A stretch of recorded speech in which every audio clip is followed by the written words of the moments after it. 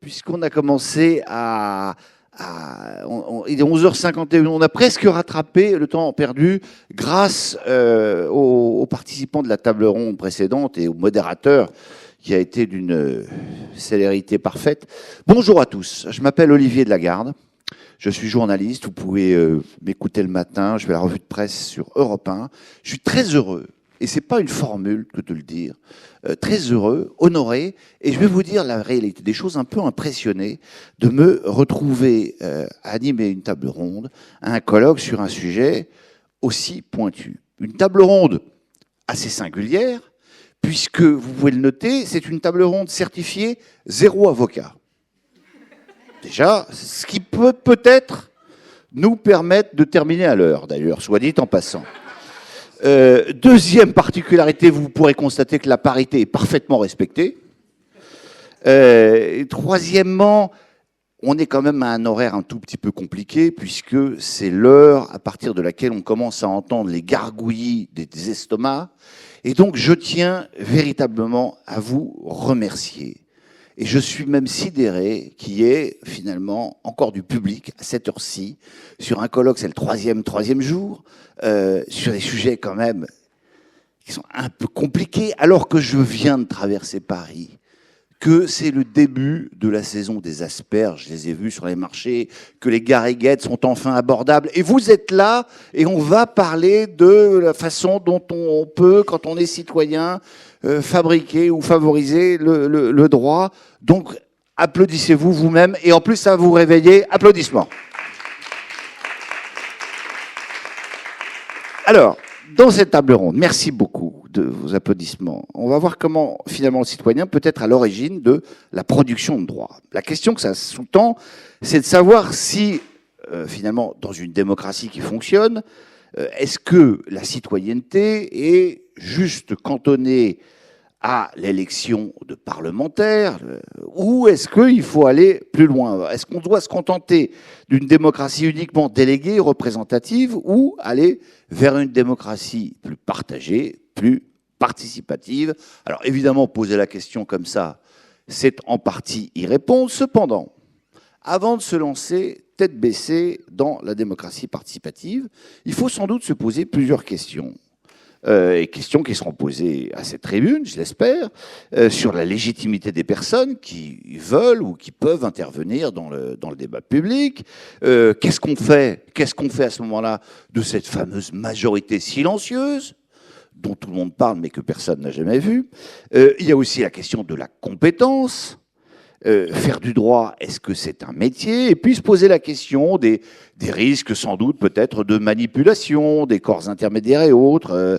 Voilà, le débat a notamment eu lieu au moment de des conventions citoyennes sur le climat, sur la fin de vie. Alors, on va débattre de tout ça avec trois invités formidables, que je remercie beaucoup d'être là, avec des profils finalement assez différents et assez complémentaires. Donc, comme Benjamin Fiorini, à ma gauche.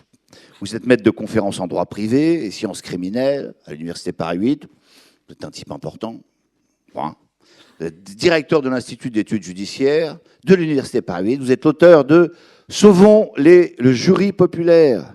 Aux éditions LGDJ, je montre le livre parce que vous le voyez, puis il y a des gens qui nous suivent en streaming, et puis tout ça va être sur les réseaux sociaux. Évidemment, c'est très important. Vous nous direz l'intérêt des jurys populaires, en quoi ils sont menacés. Fabrice d'Allongeville, à l'autre bout là-bas, maire d'Auger-Saint-Vincent. Vous êtes un ancien journaliste. Comme quoi, ça mène à tout. C'est ça. Aujourd'hui, consultant dans le droit, dans le développement local, vous travaillez sur le nouvel engagement local. Alors, Auger-Saint-Vincent, c'est intéressant, c'est une petite commune de 530 habitants, c'est dans l'Oise, c'est à peu près à 60 km de Paris. Vous êtes élu depuis 2004, vous commencez à être un baron un petit peu Si, vous êtes un baron. Et puis vous êtes, et c'est ce qui nous intéresse peut-être encore plus que Auger-Saint-Vincent, l'initiateur de l'association des doléances et les états généraux communaux. Vous militez pour faire vivre et prospérer démocratiquement ces fameux cahiers de doléances qui ont été rédigés après le mouvement des Gilets jaunes. Tout le monde s'en souvient. Vous nous direz où est-ce qu'on en est finalement avec ces cahiers de doléances, qu'est-ce qu'on peut en faire, et puis peut-être aussi si la commune est le bon échelon pour faire vivre cette citoyenneté. Est-ce que c'est pas la cantonner à des sujets finalement un peu accessoires, un peu trop terre à terre. Enfin, on débattra de tout ça avec vous. Et puis alors je vais vous faire un aveu. J'ai été très étonné quand j'ai vu le nom du dernier participant. Je me suis même dit que les organisateurs avaient fumé la moquette ou forcé sur l'endive, dont c'était pas encore la saison. Bertrand Burgala, vous êtes musicien, grand musicien, vous êtes un grand producteur, vous êtes président du syndicat national de l'édition phonographique, le SNEP. Qu'est-ce que vous foutez là? Bon. Vous êtes également président de l'association Diabète et Méchant, qui est une association de patients soignés pour le diabète. Qu'est-ce que vous foutez là? Mais je vais vous expliquer pourquoi c'est une très bonne idée d'avoir invité Bertrand Burgala. Parce qu'il va nous expliquer finalement comment, quand on est un corps intermédiaire, on peut changer finalement les choses ou non. Avec finalement un double point de vue. Et c'est ce que vous m'avez expliqué quand on s'est vu au téléphone pour préparer cette petite table ronde. En tant que président du SNEP, vous m'avez dit, je suis le MEDEF. C'est-à-dire qu'en fait, face au pouvoir public, vous êtes un interlocuteur privilégié, pour ne pas dire redouté. Quand vous arrivez dans la salle de réunion, les gens s'écartent devant vous. J'aimerais bien. Ouais. Et puis, comme président de Diabète et Méchant, là, vous êtes là, le vilain petit canard. Et quand vous arrivez au ministère de la Santé, on dit, putain, il y a ces connards de Diabète et Méchant qui sont là, qu'est-ce qu'on va pouvoir faire d'eux? Et ils sont obligés de faire avec. Donc, vous avez cette double casquette qui est vachement intéressante. Donc, on va parler de tout ça avec vous. Alors, les règles du jeu, je vous les donne. On vous a donné finalement 10 minutes à chacun pour une sorte d'exposé un peu liminaire. Vous savez, je posais la question du douanier, quoi. Qu'est-ce que vous avez à déclarer? Bon. Là, vous aurez 10 minutes. Et alors, à la différence de la table ronde précédente, quand je dis 10 minutes, c'est 10 minutes. Parce que ici, j'ai un chronomètre. Et là, vous allez pas... Non, mais voilà. Bon. Pourquoi est-ce que je dis ça? C'est pas pour vous contraindre. C'est pour ensuite que vous ayez le temps un petit peu de débattre aussi entre vous, et puis qu'on puisse prendre des questions dans la salle, parce que sinon ils sont frustrés, et c'est moins bien, et puis il y a des très bonnes questions dans la salle. Bon, allez, j'arrête de trop parler, on va tout de suite commencer avec vous, Benjamin Fiorini. Donc, qu'est-ce que vous avez à déclarer? Vous avez 10 minutes. Merci beaucoup pour ces mots de présentation. Merci à vous tous d'être présents ce matin pour cet événement qui est important, et merci aux organisateurs de m'y avoir convié. J'en suis très honoré. Pour ma part, le sujet que je vais aborder, vous l'avez évoqué, c'est la question de la participation citoyenne à l'exercice de la justice criminelle, et plus précisément la question du jury populaire de cour d'assises. Pourquoi c'est une question importante et actuelle? Importante parce que le jury populaire de cour d'assises, j'y reviendrai, apporte des avantages très importants à la justice, que ce soit en termes démocratiques, en termes de citoyenneté, en termes de qualité de la justice, et aussi parce que ce jury populaire est menacé actuellement. Il est doublement menacé. Il est menacé par l'extension du champ de compétences d'une juridiction qu'on appelle cour criminelle départementale. Ce sont des juridictions sans jury populaire qui ont vocation à juger désormais la majorité des crimes, j'y reviendrai. Et il est également menacé par le projet actuel qui est porté par le garde des Sceaux Gérald Darmanin dans le cadre de la loi qu'on appelle SUR, qui est le projet de création d'un plaidé coupable en matière criminelle. Et je vois le bâtonnier là qui sourit d'aise, si vous voulez, au propos. Voilà. Je comprends mieux pourquoi vous avez été invité. Et ce que j'aimerais faire dans le cadre de cette très courte intervention, c'est expliquer pourquoi, depuis 5 ans désormais, j'ai initié un mouvement de défense du jury populaire. J'ai d'ailleurs créé une association qui s'appelle Sauvons les Assises, qui regroupe des citoyens, pas seulement des juristes, qui militent justement pour cette participation citoyenne, et pourquoi il est actuellement menacé. Pourquoi ce jury populaire il est important, il a une importance capitale. C'est pour 4 raisons à mon sens qui doivent être exposées. La La première, c'est que l'avantage du jury populaire, c'est qu'il permet de mettre de la démocratie directe au sein de la justice.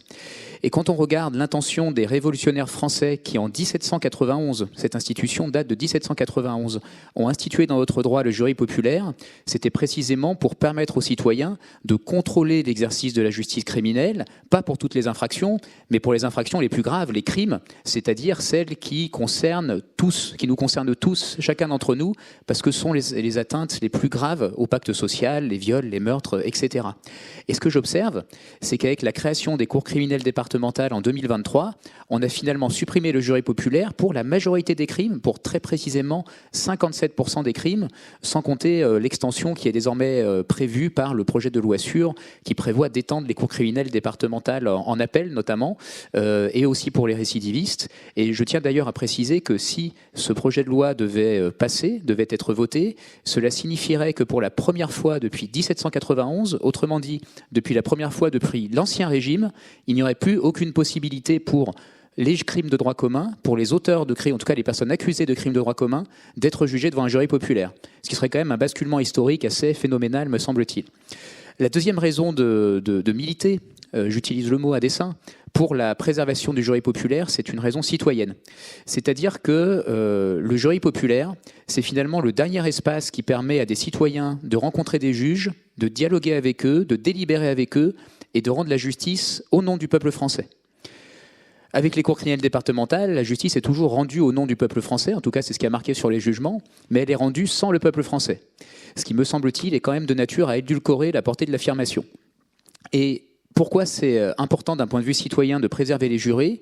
Eh bien, pour le comprendre, il faut regarder, il faut lire tous les travaux qui ont été réalisés par des sociologues, des ethnologues, réalisés sur la base d'entretiens avec d'anciens jurés. Et ce que disent l'écrasante majorité des anciens jurés, c'est que cette expérience a été pour eux une véritable éclosion citoyenne. C'est d'ailleurs le mot qui est repris par les sociologues. Pourquoi éclosion citoyenne ? Parce qu'elle leur a permis de constater justement qu'être citoyen, c'était pas simplement périodiquement glisser un bulletin dans une urne ou dans un isoloir, c'était aussi prendre des actes concrets en faveur de la collectivité, en l'occurrence participer à la résolution de la problème de la criminalité. La deuxième chose que disent les anciens jurés, c'est que ça leur a permis de comprendre que la justice était quelque chose de compliqué et de déminer certaines visions probablement caricaturales de ce qu'est l'acte de juger.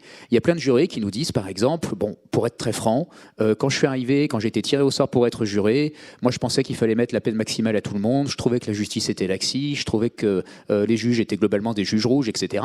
Et finalement, confronté à ce que c'est véritablement être mis en situation de juger, eh bien ça change la perception de la situation et ces jurés ont une vision beaucoup plus fine de ce que c'est l'acte de juger. Et d'ailleurs, ça dément l'argument qui est souvent opposé au jury populaire, consistant à dire jury populaire égale jury populiste. Eh bien moi je pense qu'au contraire, au regard de ces travaux, on constate que le jury populaire est un moyen de lutter contre le populisme judiciaire. Troisième élément, troisième argument, on va dire, qui milite, me semble-t-il, ardemment pour cette dimension citoyenne, c'est que les jurés disent tous, de manière quasiment unanime en tout cas, qu'ils ont appris à travers cette expérience à se méfier, désolé, des médias.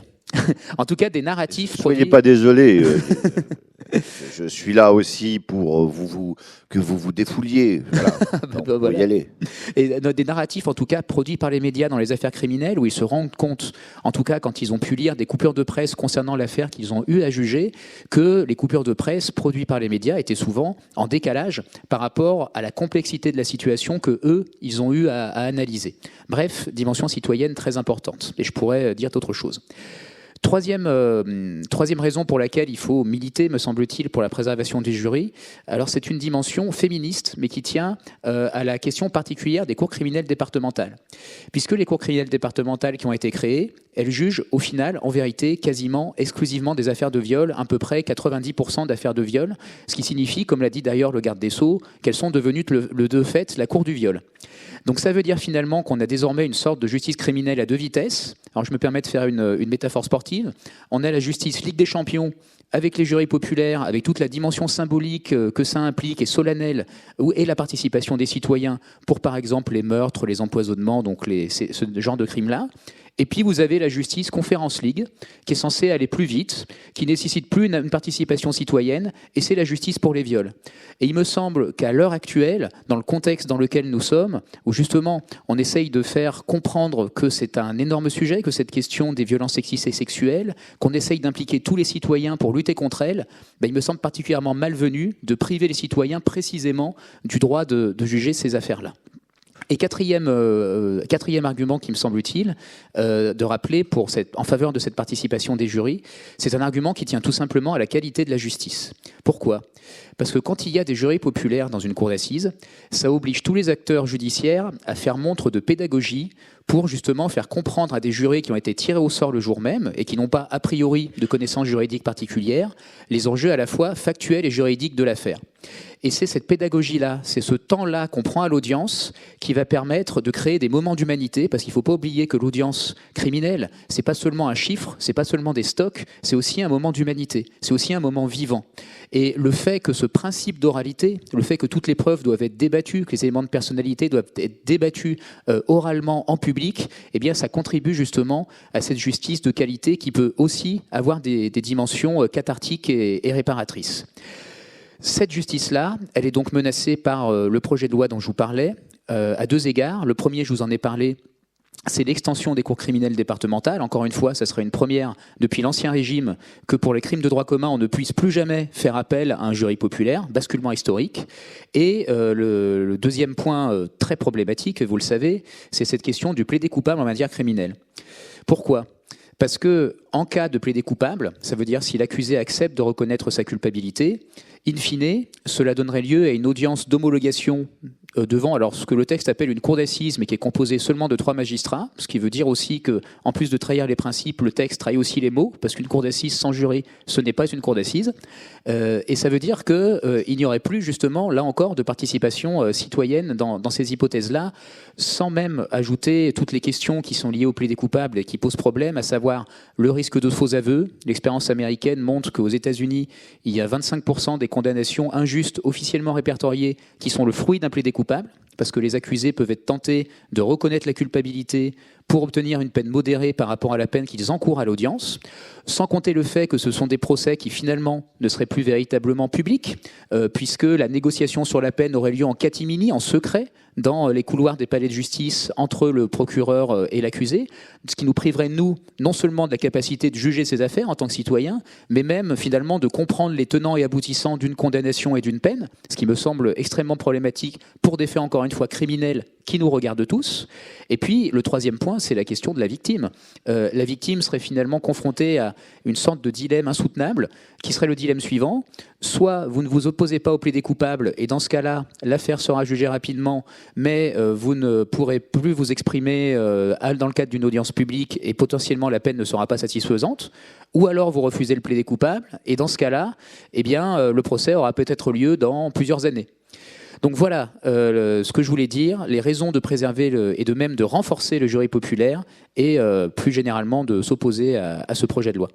Formidable, hein, 9h40, 9 minutes 50. Alors, c'est très intéressant. Voilà, le plaidé coupable, vous avez fait le job, c'était le bâtonnier qui vous avait demandé d'en rajouter une petite couche, vous l'avez fait, c'est bien. C'est pas du tout notre sujet, à mon avis. Moi, je trouve que le premier point, en revanche, que vous avez évoqué, est particulièrement très intéressant sur finalement le jury populaire dans la forme de la qualité de la justice. Mais est-ce que, et pour parler franchement, c'est dans un jury, je n'ai jamais été membre d'un jury, j'ai jamais été juré d'assises, voilà. Donc je ne sais pas comment ça se passe exactement. Mais ce que j'ai l'impression, c'est que c'est quand même le juge a quand même beaucoup la main. C'est que certes, le juré est là pour dire si le justiciable est innocent ou coupable, mais ensuite il est quand même très encadré. Est-ce qu'il produit du droit à ce moment-là ? Alors, c'est vrai que la composition des juridictions criminelles avec jurés, en France, historiquement, a beaucoup évolué.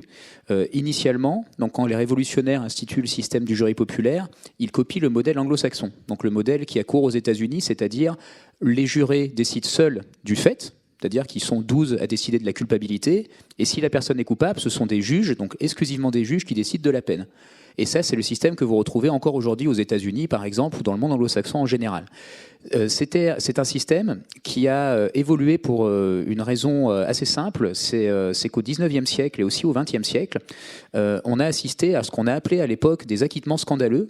Mais vous allez voir, je ne suis pas sûr que le mot scandaleux soit véritablement adapté, mais c'est comme ça qu'on les appelle historiquement. C'est que dans certaines affaires, les jurés, confrontés, on va dire, à des faits qu'ils considéraient comme ne méritant pas une peine très importante, eh bien préféraient acquitter les personnes, quand bien même elles étaient véritablement coupables et qu'il y avait toutes les preuves pour le démontrer, plutôt que de les exposer à une peine grave prononcée par les juges. Et ça s'est notamment vu dans les affaires d'avortement. Les jurés acquittaient énormément des avorteuses ou des faiseuses d'anges pour justement éviter leur condamnation par des magistrats. Et ce système, alors déjà à l'époque, il a donné lieu à la création des circonstances atténuantes. Les jurés pouvaient retenir des circonstances atténuantes, ce qui permettait de modérer la peine qui pouvait être prononcée par les juges, et par conséquent, ça venait limiter les acquittements dits scandaleux.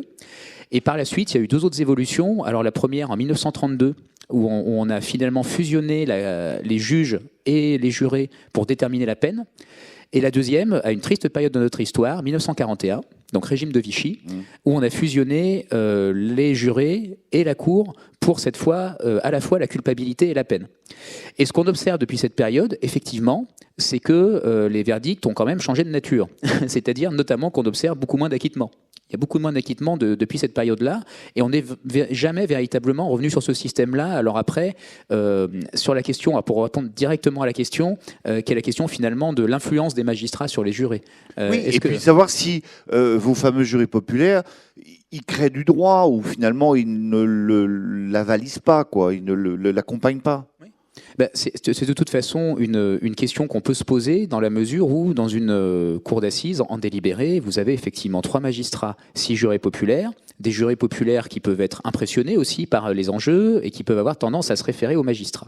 Alors pour avoir un éclaircissement là-dessus, le mieux, je trouve, c'est justement de regarder les travaux qui sont produits par les sociologues et les ethnologues qui justement ont des entretiens avec d'anciens jurés pour demander aux anciens jurés ce qu'ils en pensent. Et ce que disent les anciens jurés, c'est que effectivement, ça peut arriver. Il y a certains jurés qui ressentent, enfin, qui ont le sentiment d'avoir reçu, en tout cas, peut-être des pressions, ou en tout cas des fortes indications, de fortes invitations de la part des présidents, notamment des présidents de cour d'assises. Mais il y a quand même une majorité de jurés qui considèrent ne pas avoir subi ce type de pression.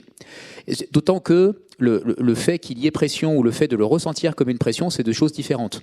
Donc, imaginons par exemple, je ne sais pas, un juré qui va poser la question au président. Alors pour ce type d'affaires, en moyenne, vous mettez combien ?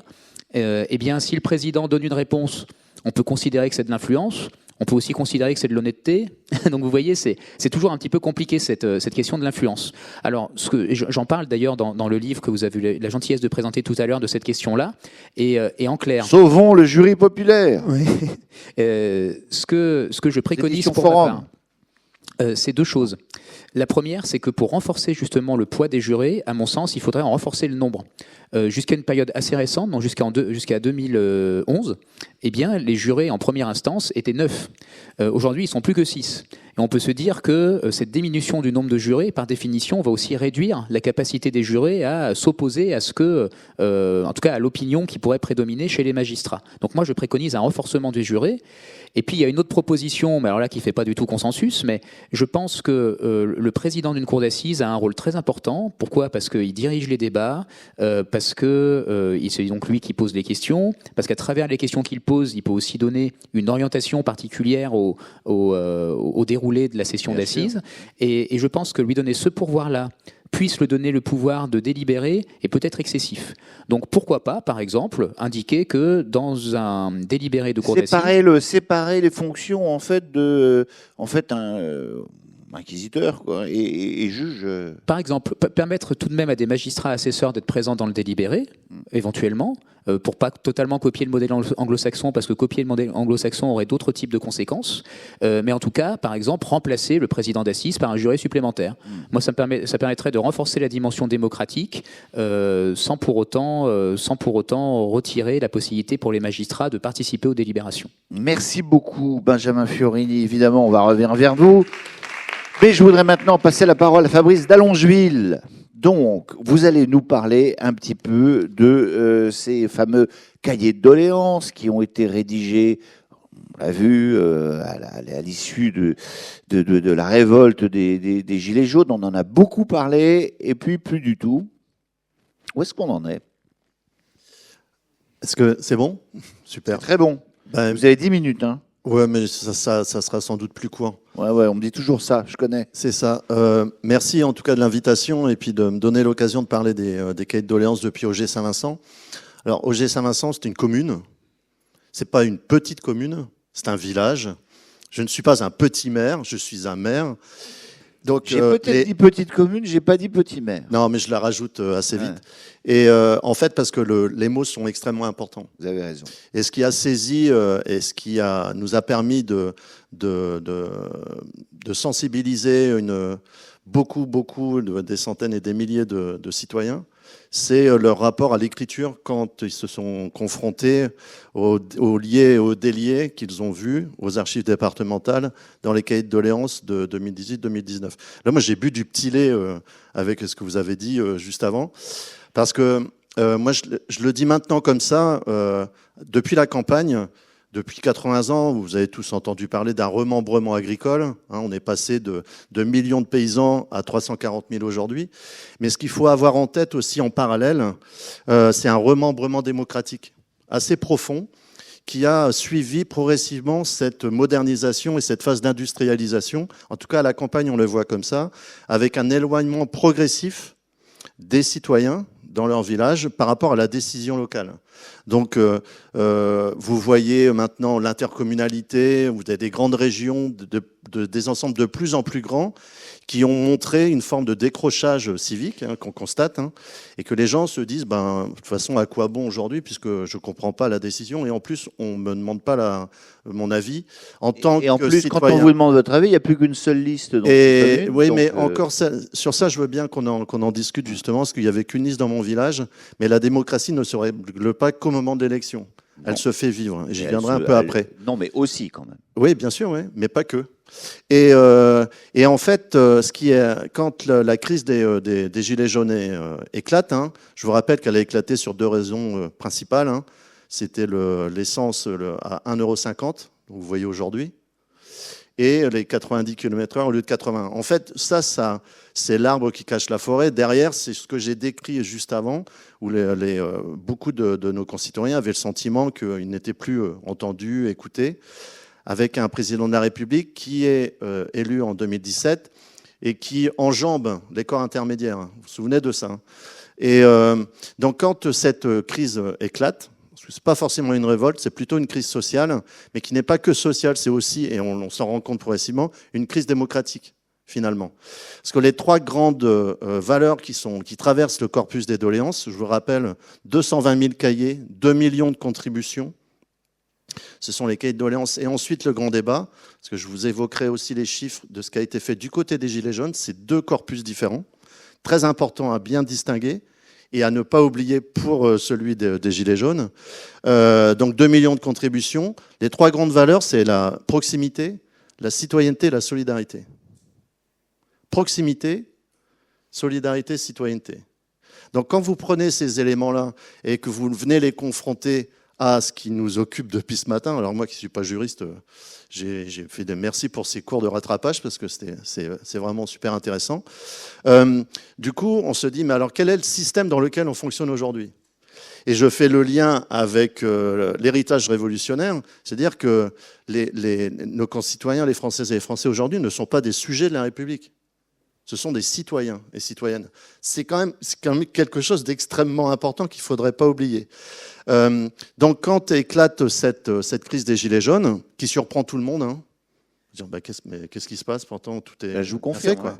Avec aussi assez vite un plaquage de mots, d'images, assez comme ça vient des territoires et c'est pas les métropoles qui sont en phase de crise. Du coup, il y a un regard surplombant.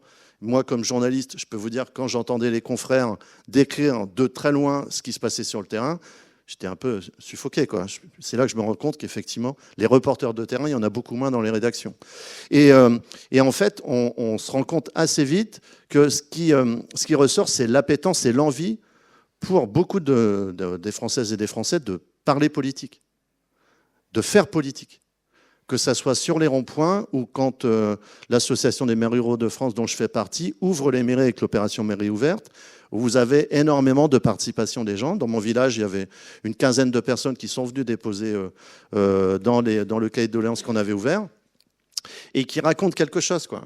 Qui racontent quelque chose.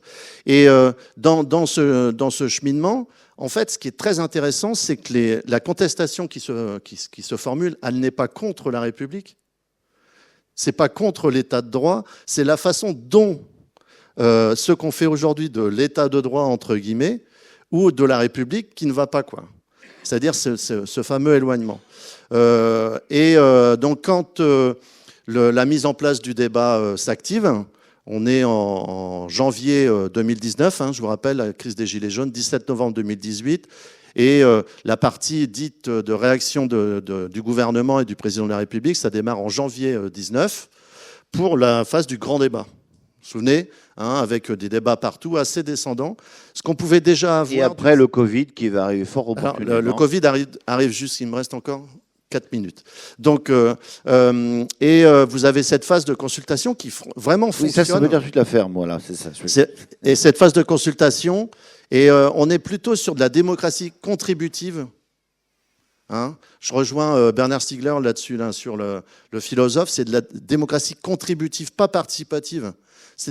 Les gens aspirent à contribuer, donc à participer à la réflexion politique, à la construction d'un commun qu'on pourrait appeler, entre guillemets, celui de la République. Donc tout ça se met en place et ça fonctionne très bien.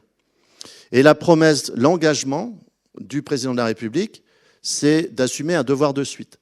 Mais le biais là-dedans, c'est qu'au lieu de passer par la Commission nationale du débat public, il tord déjà la consultation, donc il ne passe pas par une entité qui organise, dont c'est le métier, le débat public. Il nomme 5 garants.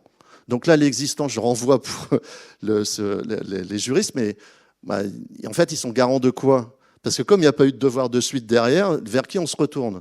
Mais ça, on ne le sait pas tout de suite encore, parce qu'on fait face à une crise importante. Donc, le 15 avril 2019, Notre-Dame brûle, manque de bol. Le discours qui devait être prononcé le soir n'a pas lieu. La Covid arrive quelques mois plus tard, et finalement, toute cette phase-là est passée aux oubliettes. Et je vous interroge toutes et tous, et moi je me mets dedans. C'est-à-dire comment un épisode aussi singulier a pu échapper à notre mémoire collective. Et quand je vais vous dire comment c'est revenu, c'est même plutôt encourageant d'ailleurs. Et donc vous avez cette phase dite institutionnelle avec 2 millions de contributions. Et sur la partie des Gilets jaunes, vous avez eu énormément aussi de cahiers de doléances qui ont été produits sur les ronds-points, mais aussi avec le vrai débat. Donc quand on additionne aujourd'hui, parce qu'on a suffisamment de recherches maintenant pour avoir une estimation du volume que ça représente, on est plutôt de l'ordre de 4 à 5 millions de contributions. Donc c'est inédit dans l'histoire politique française. Je vous rappelle, les États généraux et les cahiers de doléances, c'est une pratique de l'Ancien Régime qui a été poursuivie ensuite sous la République. Ça a fait un changement de régime en 1789. En 1945... ça, on les a oubliés en 1945. Ils sont très importants parce que c'est encouragé localement, repris par le CNR, et un arbitrage politique a été très dur après avec De Gaulle, à l'époque déjà, parce que les ambitions du CNR et des cahiers de doléances et des États généraux communaux, des États généraux de la Renaissance française, étaient là face à un État qui s'était effondré, c'était Vichy. Donc là, c'était des circonstances particulières. Donc, 7 ans plus tard, je réponds enfin à votre question, on se bagarre toujours pour que le corpus de 2018-2019 vous soit accessible, mais facilement. Là, pour que vous puissiez y accéder, il faut aller aux archives départementales ou alors à Pierrefitte-sur-Seine, aux archives nationales, faire la demande. Et pourquoi maintenant c'est facile ? Parce qu'en 2023, nous, avec Hélène Desplanques, nous avons réalisé un documentaire qui s'appelle « Les doléances » et qui a mis en mouvement des collectifs citoyens, une 50aine aujourd'hui en France, qu'on a réuni à Auger Saint-Vincent dans le cadre du premier festival national des doléances en mai de l'année dernière. Et la seconde édition a lieu, je fais un peu de promotion, c'est pas trop loin de Paris, vous pouvez venir, le 12 et le 13 juin prochain, la seconde édition du festival. Donc, à travers ce documentaire, on a fait voter à l'Assemblée nationale une résolution transpartisane pour amener le gouvernement à prendre des décisions entre guillemets. Donc un comité technique a été installé.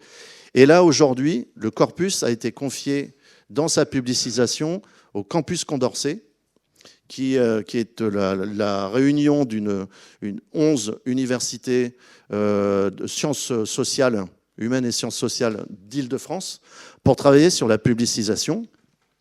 Et on vise et on espère que ça arrive au niveau juste avant l'élection présidentielle, pour qu'enfin la promesse qui avait été envoyée par le président de la République il y a 7 ans le soit maintenant. Juste pour rappeler, je termine sur ça, c'est Jaurès qui s'était occupé de ça en 1903, donc pour rendre accessibles et publics les cahiers de doléances de la Révolution française, parce que la République était extrêmement menacée sur cette période-là. Et il s'est dit qu'en revenant aux fondamentaux de la République, c'était important d'essayer de montrer que ce qui avait été produit par les États généraux à l'époque est extrêmement encore important aujourd'hui à essayer de faire vivre à travers cette mais pour bien comprendre, puisque les 10 minutes sont écoulées, mais même plus, mais comme vous dites que je vous coupe la parole, 10-53, comme je vous coupe la parole tout le temps, vous allez me dire oui, voilà. Mais pour qu'on comprenne bien, on en est encore aujourd'hui, donc 6 ans plus tard, à se dire, essayer de découvrir ce qu'il y a dans la totalité de ce corpus. On est à des années-lumière de se dire que ce qui a été préconisé ou souhaité à travers ces cahiers de doléances deviennent force de loi. On est bien d'accord là-dessus. Oui. Alors, la promesse n'engage que ceux qui y croient.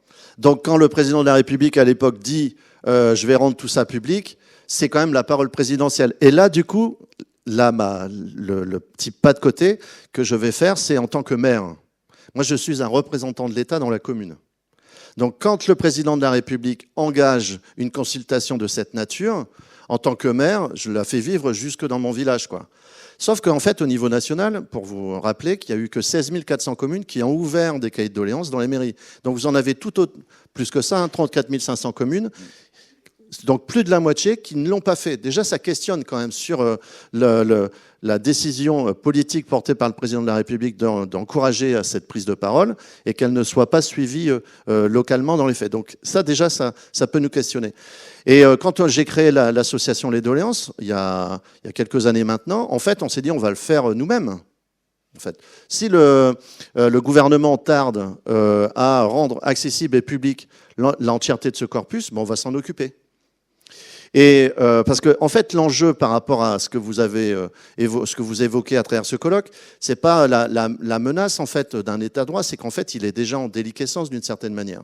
Nous, on le ressent comme ça. C'est-à-dire à partir du moment où il y a des choses qui sont promises et engagées, qu'on est en capacité de les croire, quand surtout dans la démocratie contributive, si ne s'est pas suivi des faits, qu'est-ce qui se passe? Vous avez un décrochage civique et les gens n'y croient plus.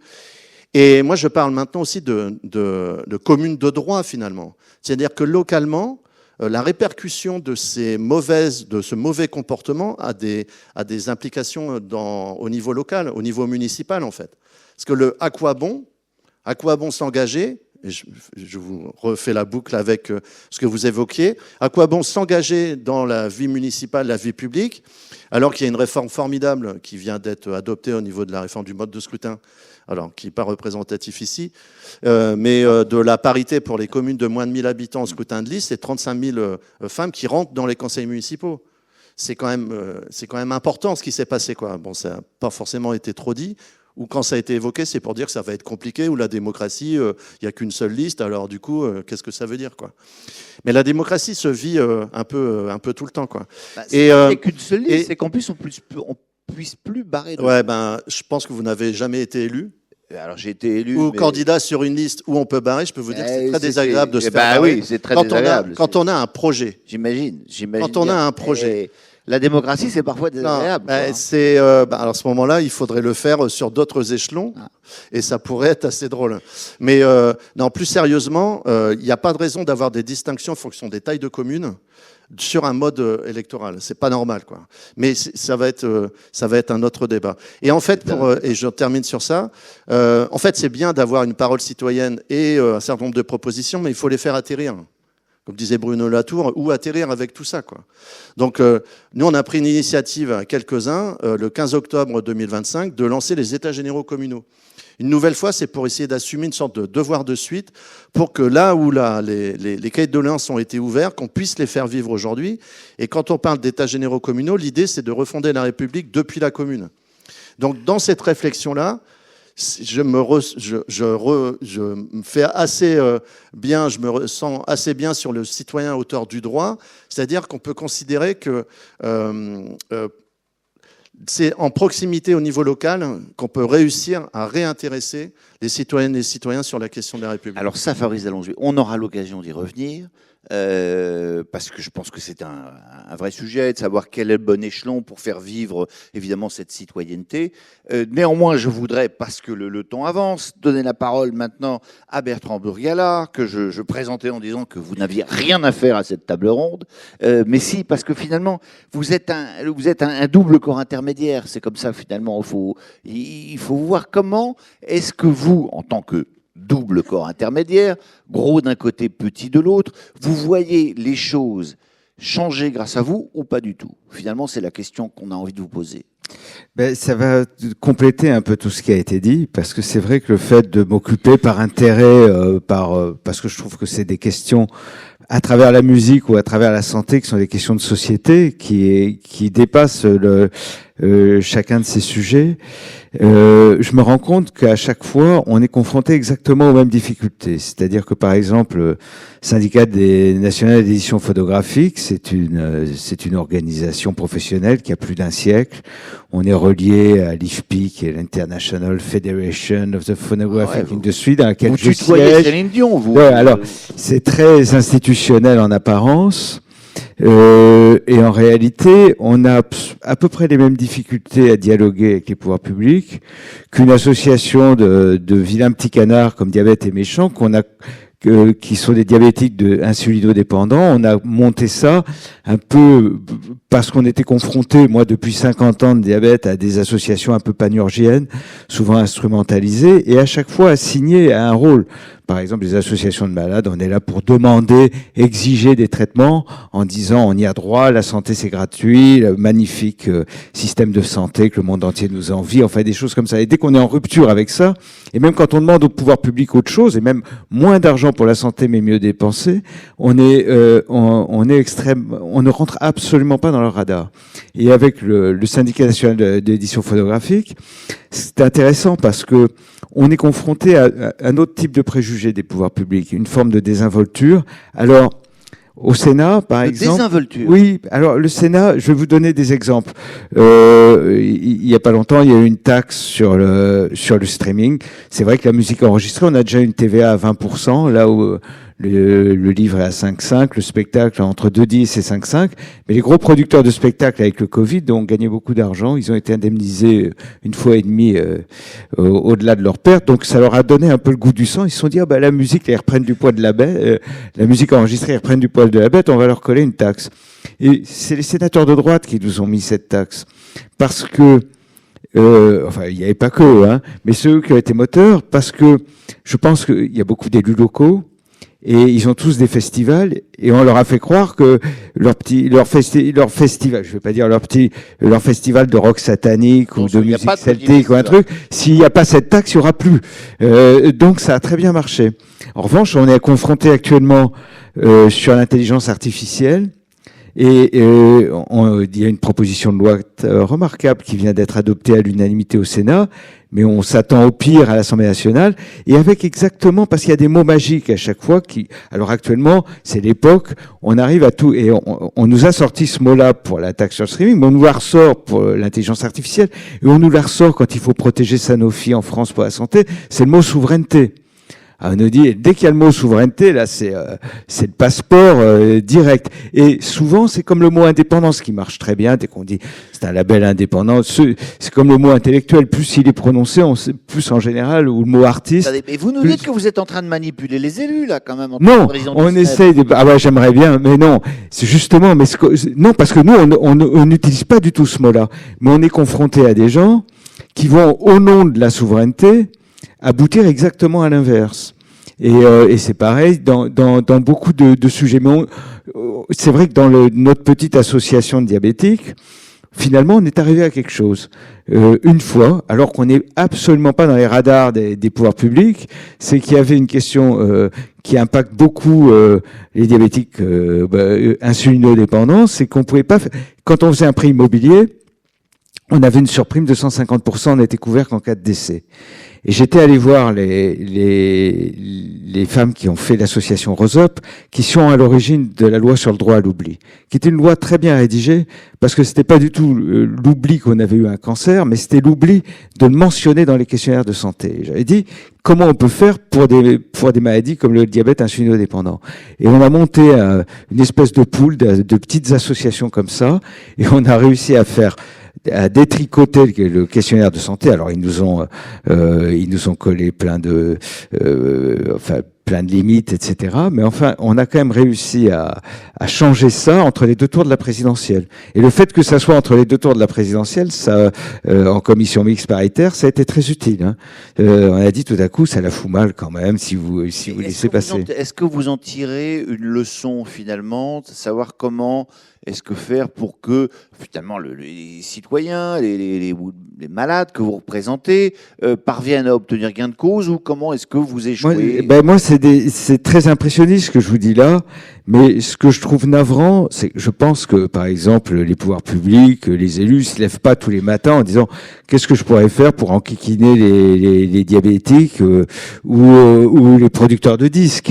Je pense qu'ils veulent bien faire, mais malheureusement, c'est l'hétérotélie chère à Jules Monroe. C'est-à-dire qu'on fait parfois le pire en voulant faire le bien. Et en revanche, je trouve que les pouvoirs publics sont très narcissiques.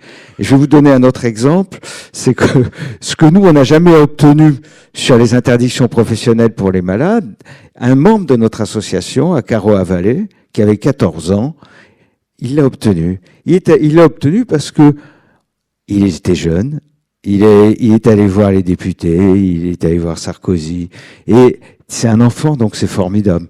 Et il est arrivé à obtenir des choses. Nous, ça faisait des années qu'on maugréait sur ces sujets-là, et il est à l'origine, là encore, d'une loi qui a été très bien écrite, parce que ça veut pas du tout dire qu'un diabétique comme moi peut commander un sous-marin nucléaire. J'ai un tempérament un peu difficile, donc c'est peut-être pas une bonne chose, c'est pas forcément dû au diabète, mais il a supprimé l'interdiction a priori, et il nous a fait rentrer dans le droit commun du droit du travail. Et simplement, on voit si on est apte ou pas. Mais donc, c'est un enfant qui a réussi à faire ça. Tous nos efforts, et en revanche, il y a des questions fondamentales sur lesquelles on n'arrive absolument à avoir aucune prise, comme la question du prix des traitements, parce que ça n'arrange personne. L'insuline est vendue à un prix démentiel, ça tue les diabétiques comme nous en Afrique, parce que et dans plein d'autres pays, et tout le monde s'en fiche. Et dès qu'on met en question une société comme Sanofi, on dit ah ben non, mais c'est un magnifique fleuron français, c'est totalement faux. Ça ne l'est plus, ça l'a été, mais tout l'actionnariat maintenant, enfin une grande partie de l'actionnariat n'est plus en France, etc. Donc voilà, je trouve qu'il y a une difficulté avec les pouvoirs publics. On peut représenter effectivement, comme nous, à la fois au sein du SNEP, à la fois les petites structures comme moi et les grandes entreprises. On a quand même beaucoup de mal à discuter avec les pouvoirs publics. Il y a une forme de désinvolture. La musique, alors c'est là où il y a encore un narcissisme. Le cinéma s'en sortent mieux parce que souvent ils arrivent à mettre en avant des réalisateurs un peu prestigieux. La musique, on met des chanteurs en avant, ils s'en fichent. Ils ont une vision un peu caricaturale du show business. Là où le cinéma, ils sont extraordinaires, on les voit arriver, c'est la justice incarnée, alors qu'ils sont souvent beaucoup plus coquins encore que les producteurs de disques. Mais donc il y a quand même tout ce côté un petit peu, ça peut les flatter ou pas. Il y a eu des ministres entiers, il y a eu plusieurs ministères, on n'a jamais rencontré le ou la ministre. On a des ramettes entières prêtes de communiquer. Le syndicat national d'édition phonographique salue la nomination de monsieur ou madame machin, et nous savons qu'elle aura à cœur. On est totalement... et on voit d'autres personnes qui vont arriver à frayer. Sur l'intelligence artificielle actuellement, c'est extraordinaire, parce qu'il y a des manœuvres incroyables avec des conflits d'intérêts extraordinaires. Mais quand Elisabeth Borne a fait une commission sur l'intelligence artificielle, à part une juriste qui a été remarquable, Alexandra Ben-Samoun, tous les autres participants de la commission étaient liés à des sociétés, à des marchands d'algorithmes. Donc c'est comme si on avait fait une commission sur le tabac et il y avait eu, sur 9 personnes, il y avait eu un représentant de Philippe Maurice, de la CETA, de Rothmans, je ne sais quoi. Donc c'est là où, voilà, je trouve que c'est très compliqué. Bon, mais je voudrais me faire l'avocat du diable, Bertrand Burgalat, et je vais vous poser une question, et je vais la poser à nos amis, le juriste, et notre ami, le représentant de l'État, dans sa commune. Est-ce que les pouvoirs publics n'ont pas raison, finalement, de se méfier des corps intermédiaires ?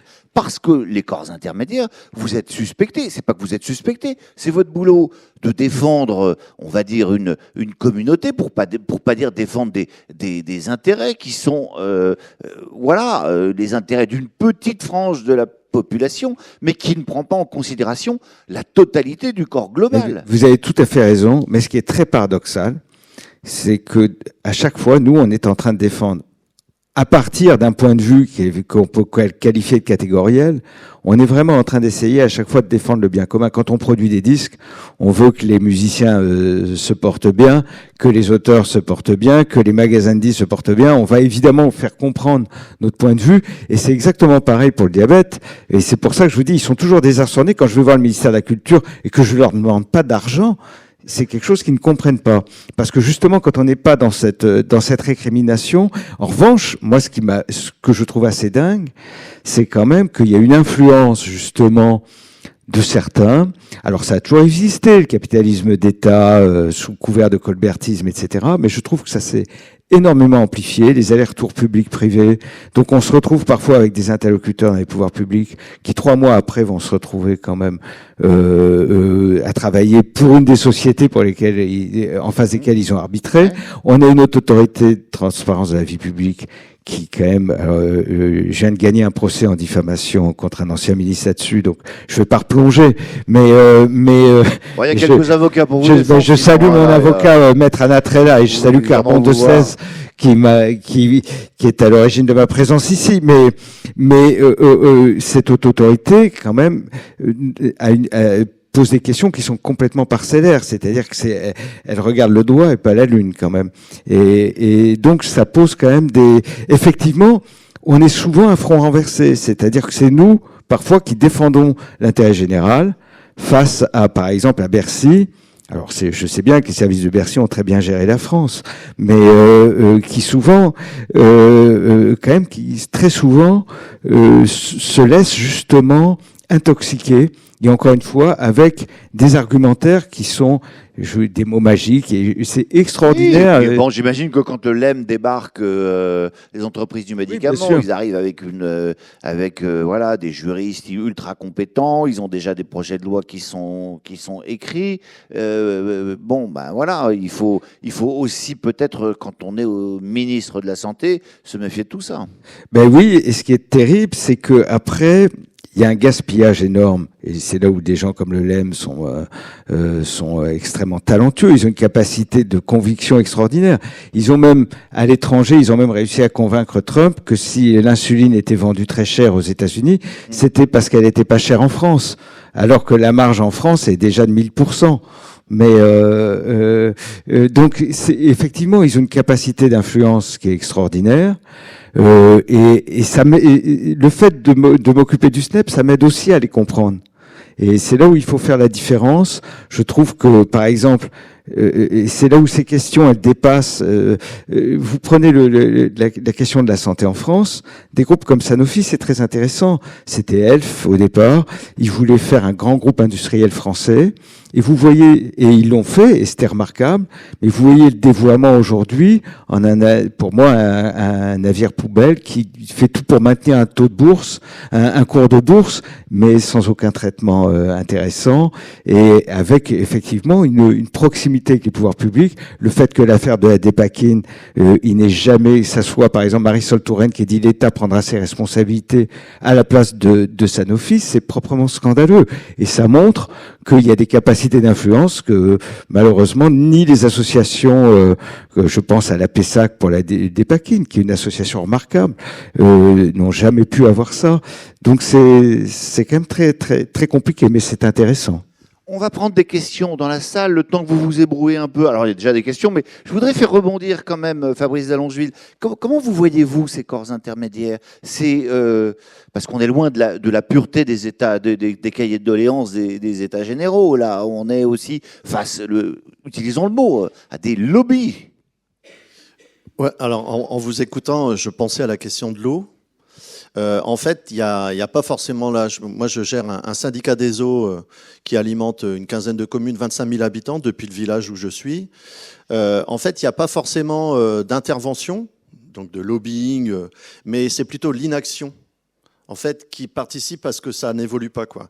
Sur la question de l'eau, c'est une question centrale aujourd'hui parce que l'eau est assez dégradée par des polluants agricoles essentiellement. Hein. Des métabolites de chloridazone, c'est des molécules qui se décomposent, hein, chlorothalonil, donc c'est des herbes en betterave, etc., des fongicides. Et en France, on a la capacité de faire évoluer la norme. En fait, on peut passer d'une norme qui est à 0,1, on ne doit pas avoir de présence de pesticides, pour le dire simplement, mais on est capable d'accepter 3 d'un seul coup. Donc c'est géré par l'ARS, l'Agence régionale de santé, et vous vous retrouvez en face de ça avec des citoyens qui sont regroupés dans les associations environnementales, qui font le vrai boulot derrière, en disant mais c'est pas possible en fait. D'un côté, on nous raconte que l'eau n'est pas potable, mais que finalement on peut quand même la consommer parce qu'elle correspond grosso modo aux normes que l'État français accepte. C'est compliqué quand même comme situation. Donc, et ça, la question de l'eau, elle est centrale. Si vous avez lu le livre de Koenig? Non. À quoi? Mais... bah, je vous le conseille. Non, mais Gaspard Koenig. Oui, alors là, ça va vous passionner. Non, mais je sais, je connais, mais je me méfie aussi. Bon, je ne devrais pas dire ça comme ça. Mais là, cet après-midi, c'est très bien. Mais il a d'autres interventions qui, moi, me questionnent. Enfin, bon. Et je disais par rapport à ce matin sur la question des volatiles qui ont été présentés, la question de l'eau, c'est vraiment une question qui, pour moi, la question des questions, finalement. Parce que sans eau, je pense qu'on va avoir des difficultés pour continuer. Mais c'est pas suffisamment saisi. Vous parliez sur le citoyen et auteur du droit, par exemple, sur la question de l'eau. La présence des citoyens, on ne la retrouve qu'à un niveau macro, sur des grands bassins de vie. On ne l'a pas au niveau local. Dans mon syndicat, il n'y a pas de place pour les citoyens. Ça questionne quand même. D'où l'idée derrière, et ça a été évoqué, de réfléchir à des formes nouvelles de parlement de l'eau pour associer les citoyens d'une décision politique. Et quelles sont les conséquences aussi ? Par exemple, sur les pratiques agricoles, dans mon territoire, c'est des pratiques agro-industrielles. Donc, comment on accompagne les agriculteurs dans des enjeux de transition pour qu'ils comprennent qu'ils ne sont pas simplement des cultivateurs de surface, mais c'est des producteurs d'eau potable. Donc, ça vient changer, ça vient percuter aussi d'autres façons de voir.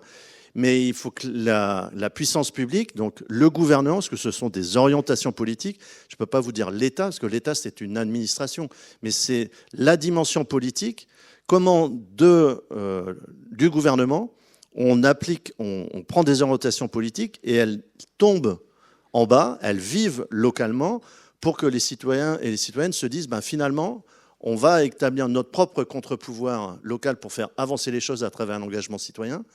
Et ça peut influencer aussi les grandes politiques publiques. Mais là, il y a un vrai militantisme, il y a un vrai rapport de force à établir aujourd'hui. Ah bah c'est de la politique, là. Ouais. Voilà. Et on n'est pas forcément aujourd'hui, comme on est face à un décrochage civique, on est de moins en moins nombreux aussi à porter des combats qui sont extrêmement difficiles. Et donc, du coup, de moins en moins puissant et peut-être légitime face à l'administration avec un A majuscule, l'État profond, comme on l'appelle souvent. Un petit mot, Benjamin Fiorini, sur cette question des corps intermédiaires. Est-ce qu'ils sont juridiquement légitimes à produire du droit ? Si je viens sur la question des jurés, justement, du jury populaire, ce qui est assez remarquable, c'est que dans le monde du droit, donc parmi les praticiens du droit, il y a tout de même une forme de consensus pour dire que la Cour d'assises, c'est une justice qui fonctionne bien. C'est une justice de qualité, pour les raisons que j'ai rappelées tout à l'heure, l'oralité des débats, la publicité, l'implication démocratique et citoyenne. Et pourtant, à mesure des réformes, on réduit presque à peau de chagrin l'existence même des jurés. Donc on peut se demander pourquoi. Et quand on regarde les textes de loi, et par exemple l'exposé des motifs de la loi qui a créé les cours criminelles sans jury, eh bien on s'aperçoit, et c'est vraiment remarquable, qu'il n'est jamais question de créer une meilleure justice. On ne crée pas ces juridictions pour créer une meilleure justice, ce n'est pas l'ambition. L'ambition, c'est, pour la faire courte, économiser et gagner du temps, juger les procès plus rapidement. Et ce qui gouverne l'actuel projet de loi porté par Gérald Darmanin, c'est exactement la même chose. On ne crée pas le plaidé coupable parce que ça serait génial, même si on peut il essaye de trouver des arguments assez aberrants d'ailleurs pour essayer de justifier, de vendre quand même le produit. Mais bon, on sent bien quand même que c'est fait par nécessité ressentie budgétaire pour gagner du temps et gérer plus vite les stocks d'affaires. Donc ce qui est remarquable, c'est que la suppression des jurés, elle n'est pas dictée, en tout cas en apparence dans le discours politique, par une méfiance vis-à-vis des jurés, elle est dictée par une espèce de logique, de doctrine gestionnaire qui veut absolument continuer à gérer toujours plus d'affaires avec toujours moins de ressources, ou en tout cas des ressources à niveau équivalent. Donc finalement, pour moi, la question qui se pose, c'est que nous sommes à la croisée des chemins. La justice criminelle est à la croisée des chemins. Soit nous prenons le chemin qui est actuellement celui désigné par le garde des Sceaux, qui consiste finalement à appréhender la justice criminelle comme un problème de plomberie. On constate qu'il y a un tuyau qui est bouché, c'est les cours d'assises et les cours criminels. Donc, on crée des canaux de dérivation procéduraux, type plaidé coupable ou développement des cours criminels. On sait que c'est de la justice au rabais, on sait que ça va produire des erreurs judiciaires, etc. On sait que ça affaiblit la participation citoyenne, mais que voulez-vous, ma bonne dame, il n'y a pas moyen, il n'y a plus de moyens, donc on est bien obligé de faire comme ça. Donc là, vous voyez que c'est une manière aussi, d'ailleurs, de dépolitiser la question. C'est-à-dire qu'on le fait parce que c'est nécessaire au regard des ressources. Bon, c'est comme si ce n'était pas une question politique. Ou alors, deuxième chemin, on envisage justement la question comme une question politique. Et je pense que la manière dont on juge les crimes dans notre pays, c'est nécessairement une question politique. Et on envisage la question de la manière suivante. Qu'est-ce qu'on veut comme justice ? C'est quoi les principes que l'on considère comme étant justes et équitables pour gouverner notre justice criminelle ? Et si ces principes, c'est comme je le crois, les principes qu'on a érigés à la Révolution, c'est-à-dire l'intervention du jury, l'oralité des débats et la publicité du procès, eh bien, dans ce cas-là, organisons notre justice pour qu'elle réponde à ces trois impératifs. Et s'il faut mettre les moyens, mettons-les, parce que la justice ne tient que parce que les citoyens ont confiance en elle. Et si on sacrifie tous ces principes, la justice continuera à fonctionner, mais elle ne recueillera plus l'assentiment de la population. Fabrice Allongeville, vous voulez réagir court parce qu'il y a des questions, donc vraiment commence à piaffer. Très très vite, parce qu'en fait, ce que vous décrivez, ça se décrit quand on entend il y a trop de communes en France.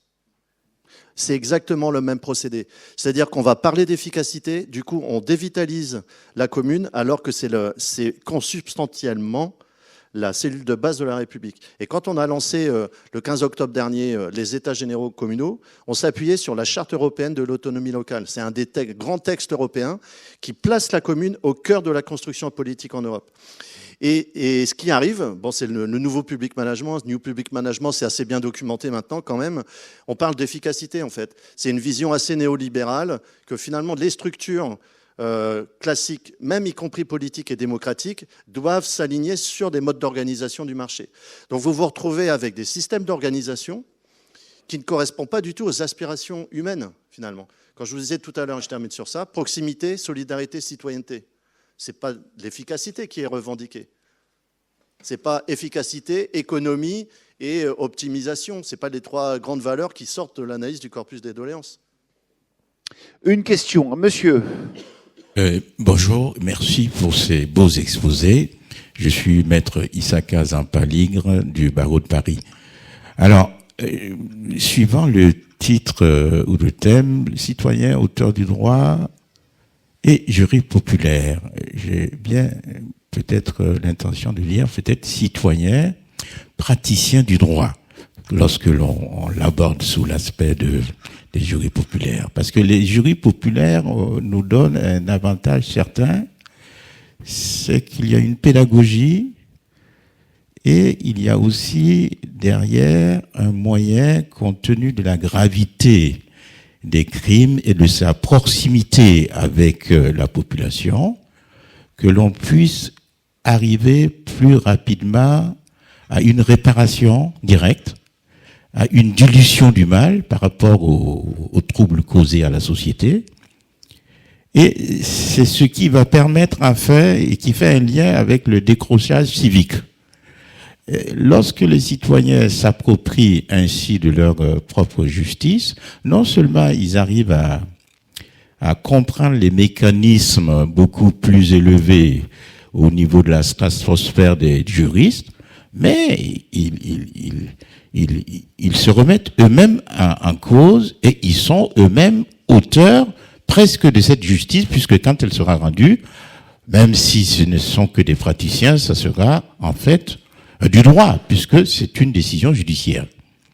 Donc j'ai bien l'impression que là il y a peut-être quelque chose à soutenir plus fondamentalement dans votre démarche, et éviter que, bon, voilà, le plaidé coupable, après, ça se limite au niveau des procureurs.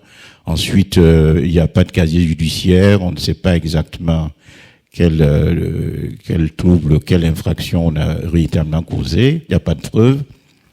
Et j'en termine avec cette démocratie directe qui est implorée par monsieur le maire, et poser la question suivante de cette démocratie directe. Est-ce qu'on doit revoir fondamentalement notre architecture de démocratie, Parlement, exécutif, Sénat et autres, ou bien on doit, parce que le président de la République, lorsqu'il dit qu'il ouvre des cahiers de doléances, alors ces cahiers de doléances, il les transmet aux députés à l'Assemblée nationale après pour en faire des textes, ou bien il veut une simple proximité avec la base pour accroître un peu sa sphère de raisonnement et en fait de popularité pour être voté. C'est ce que le président fait.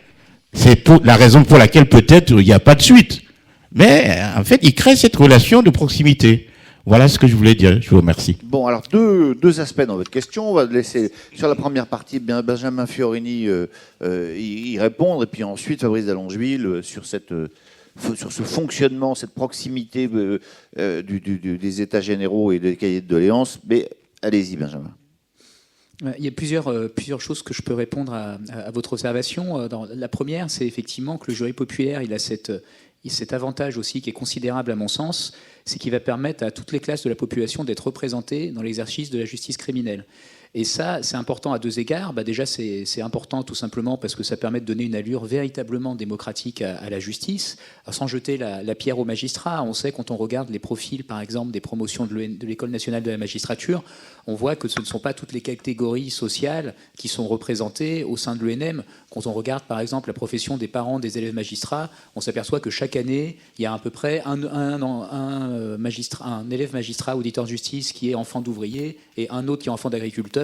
Et puis le reste, généralement, on est quand même sur des professions cadre sup, etc., ou professions judiciaires. Et le fait qu'il y ait des jurys populaires qui interviennent, qui par conséquent n'ont pas aussi le même vécu, les mêmes expériences sociologiques, ça permet dans le cadre d'un délibéré de croiser les regards avec des expériences différentes, c'est ce qu'on appelle en sociologie l'intersubjectivité, et de parvenir à un résultat qui est le plus juste possible.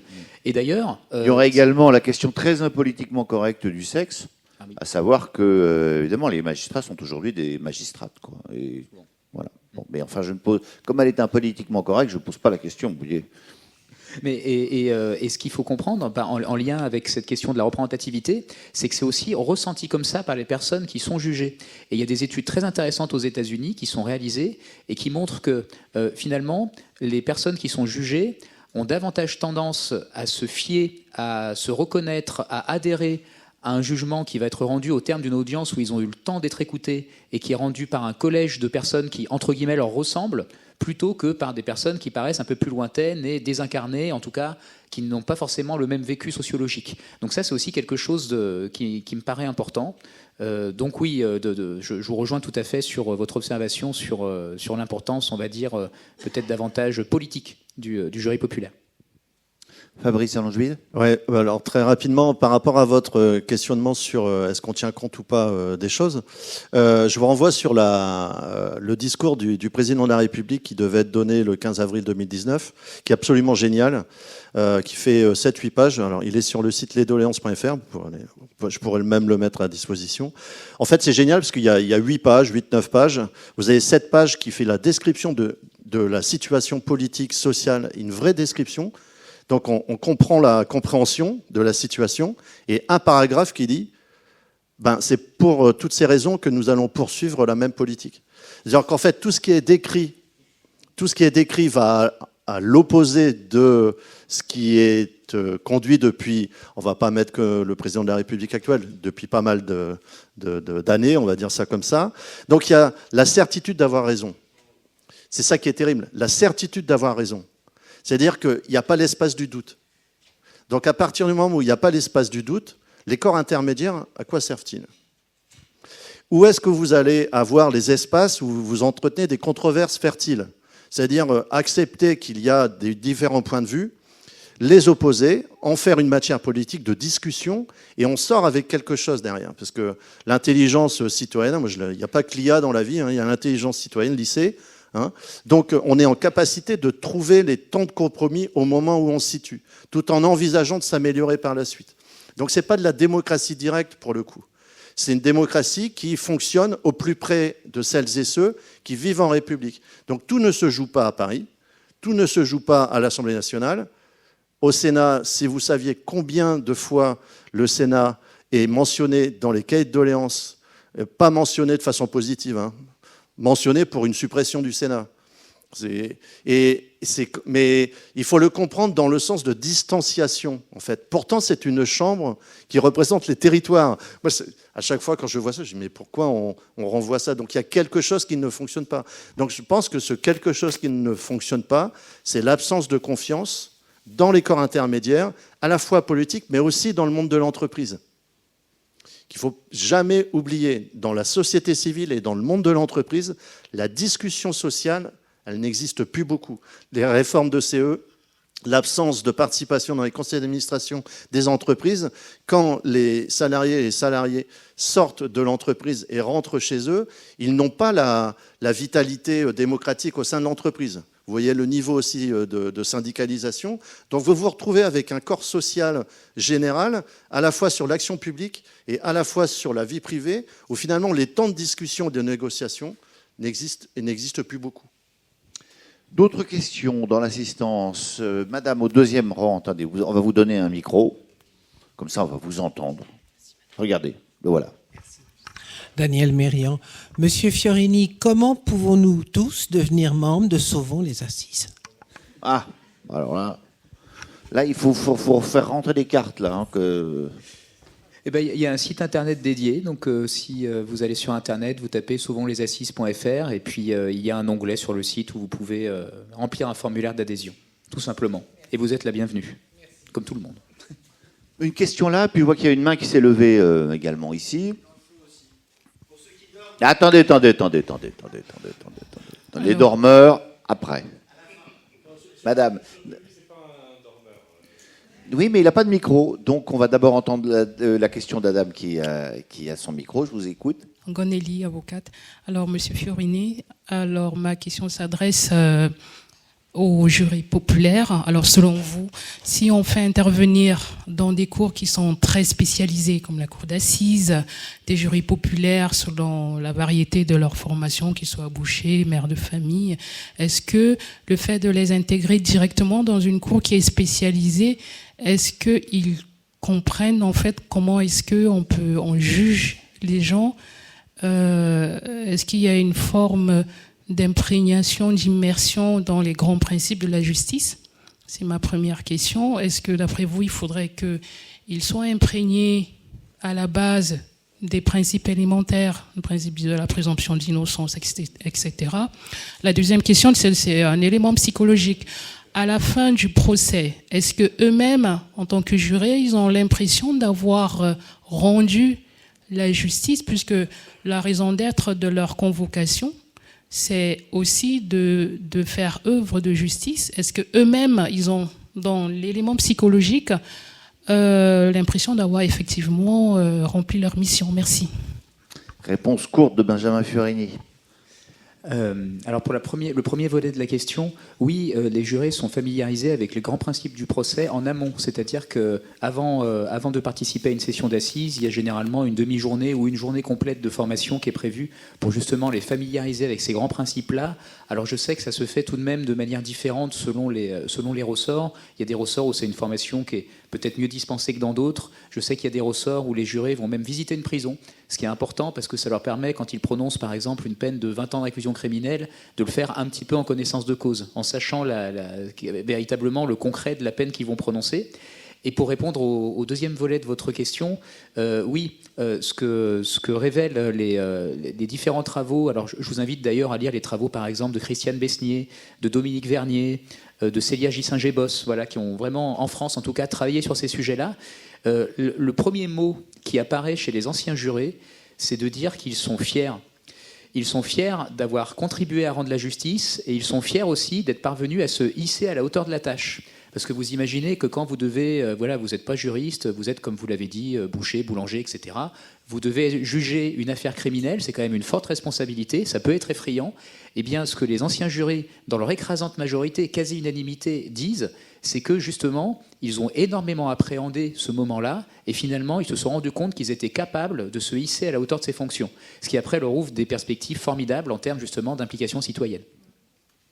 Allez, question du fond de la salle. Alors, toujours se méfier du fond de la salle. Oui, il faut toujours se méfier, surtout des avocats. Jean-Laurent Bourrel, avocat au barreau de Paris. C'est une question observation, je ne sais pas, mais c'est dans le terme même de le citoyen auteur du droit. Et puis parce que vous parliez de la méfiance des pouvoirs publics vis-à-vis des corps intermédiaires dont nous avons des représentants ici. Et ce qui me manque un petit peu, c'est la question des représentants d'intérêt, les lobbyistes, qui pourraient peut-être aussi, qu'est-ce que vous en pensez, qui pourraient être dans le panel des merveilleux intervenants qui sont ici et qui m'ont passionné, parce que ce sont aussi des citoyens, les représentants d'intérêt, les lobbyistes sont des citoyens, et à mon sens, ils sont aussi grandement auteurs du droit, et pour tous les sujets dont on a parlé ici, peut-être il en manquerait un, ou quelle est votre perception parce que c'est pas Burgala, qui en tant que président du SNEP, oui, c'est vrai. Je peux vous dire qu'au ministère de la Culture, quand on le voit arriver, on entend les doigts de pied qui se recroquevillent dans les mocassins. Ah, vous me faites rêver. Mais non, mais vous avez tout à fait raison, parce que nous, par exemple, on a ce qu'on pourrait appeler un lobbyiste à Bruxelles pour l'IFPI, et c'est par exemple ce qui m'a valu ce procès en diffamation, parce que j'avais dit sur BFM Business, je ne redirai pas exactement ce que j'avais dit, mais j'avais posé la question d'un ancien secrétaire d'État qui était devenu actionnaire d'une start-up de l'IA et qui était en même temps lobbyiste de cette start-up à Bruxelles, conseiller Votre avocat s'inquiète beaucoup là, au premier rang. Du ministre de l'économie sur l'IA, conseiller du président de la République, et c'était cette multiplication de casquettes. Et je pense que ce qui est embêtant aujourd'hui, ce qui est un vrai problème, en revanche, c'est pas du tout qu'effectivement des gens arrivent d'une façon très franche en disant voilà, nous on va essayer de défendre tel intérêt, on va vous dire pourquoi ça nous paraît bien, mais c'est ce mélange des genres que je trouve extrêmement difficile à appréhender aujourd'hui. Et ça, je dirais pas que c'est nouveau, mais c'est quand même, je crois qu'on a vu ça aussi je crois qu'il y a un ancien ministre de l'Intérieur qui était devenu lobbyiste de Chine, des Chinois. Les Russes. Non, de Chine, de trucs de fast fashion. Oui, on a eu des Russes, on a eu un ancien Premier ministre qui était... Voilà, enfin, je trouve que ça, je suis pas du tout je suis pas du tout un chevalier blanc. Et parfois, je trouve que les personnes malhonnêtes ont du charme. Enfin, je suis pas du tout. Voilà, je défends pas. C'est pas les avocats qui vous diront l'inverse. Hein, voilà. De toute façon. Mais je trouve que ça, c'est extrêmement compliqué aujourd'hui. Parce qu'on n'est pas dans le cas presque américain du lobbyiste qui va se déclarer, mais il y a quand même aujourd'hui un mélange public-privé et une connivence qui est très difficile, y compris pour des représentants professionnels qui défendent franchement certains intérêts et qui, à travers ces intérêts, ont l'impression de défendre l'intérêt général, même si c'est à travers celui de la musique ou de certains patients. Bien. Est-ce que vous savez à quoi on reconnaît qu'un débat a été bon ? C'est si on est un peu frustré quand il se termine. Parce que là, il va se terminer, parce qu'il est l'heure, il est 13h10, on m'a dit, il ne faut pas aller plus loin que 13h10. Il y a d'autres questions, il y a des mains qui se levaient dans la salle, je sais. Néanmoins, on ne va pas faire le tour de tout le dossier. Au plus, vous pouvez venir nous voir après la table ronde, mais je vous propose des applaudissements massifs et chaleureux pour nos 3 intervenants. Et moi, je vous renvoie les applaudissements parce que vos questions étaient extrêmement pertinentes. Bonne journée à tous, bon appétit et mollo sur les asperges.